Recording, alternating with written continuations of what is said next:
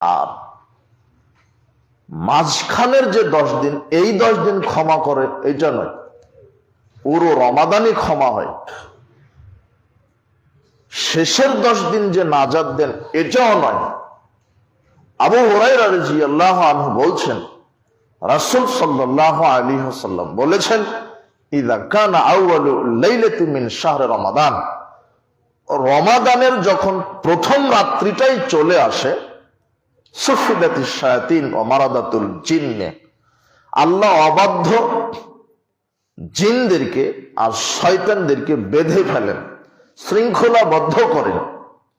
ওয়া ফুতিহাত আবওয়াবুল জান্নাহ, জান্নাতের 8টি দরজা পুরো রমাদানকে খুলে রাখা হয়।